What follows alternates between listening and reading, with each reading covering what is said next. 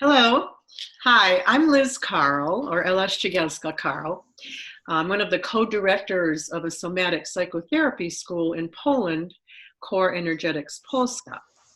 And I'm very happy to introduce and interview my dear friend, Jeanne Denney, longtime friend and colleague, who will be teaching for our school this January, and who will also be giving a workshop in Poland.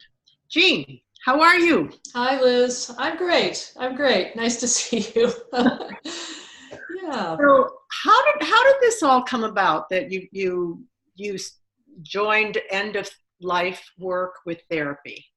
Well, for me, it was completely natural because therapy was kind of my second career. And as I was training to be a therapist, a somatic psychotherapist, I was also volunteering in hospice after my mother died and had lots of questions about what was happening with the body and the psyche and the spirit during these processes.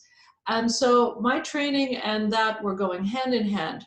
Uh, However, I have to say that I noticed as I was a student in somatic psychotherapy school that there was very little about life processes after about age 20 years old. There was also very little in hospice work about the body and the psyche. So both of these things puzzled me, and I started integrating them from the very beginning, asking a lot of questions, doing investigations, writing, and ultimately teaching. Teaching, yeah. Now you're teaching this all over the world. When I can. Why do you think people avoid the subjects of aging, illness, and dying?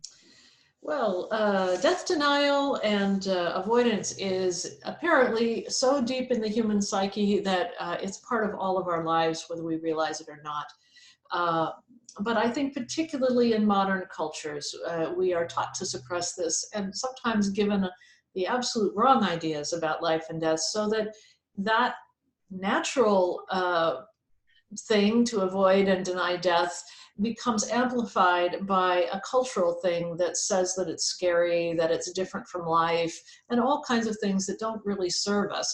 So, which means that most of us walk around with a lot of fear that we don't need to have. And we also... I was always fascinated when you told me when you were teaching in the colleges of how your classes were filled to the max by 20-somethings. Yeah, absolutely. We have an image that this is only a problem or an issue for people that are over 50 or 60 or 70, and that's when we start to think about it. This is totally untrue. In fact, every client that comes into your office, or if you're a therapist, has a position with respect to death, has ideas about their death, has anxiety about death, and it manifests in lots of ways. And we have to notice we are in a time of great existential anxiety. And anxiety is one of the main things we treat, and death is almost always a part of that anxiety. So it's everywhere in our practice. The problem is we don't name it, and we really don't know most often how to work with it. Well, you'll be giving this workshop in January in Krakow for helping professionals, body workers, caregivers, or as you said, anyone curious about the subject of death and dying. What will your workshop be like? Well, it will be both didactic or teaching, but it will also be experiential. And I mostly want people to get a little bit of an idea of how they are holding these issues within themselves and see a larger picture of life. So to do that, we have to go off the map a little bit and really have some good experiences together, safe experiences. Is that what you asked about how we would do it? What did you just ask? No, I just, I've been at some of your trainings, and it's really given me a completely new perspective on how to look at this part of my life. Yeah. Also how I work with people around us.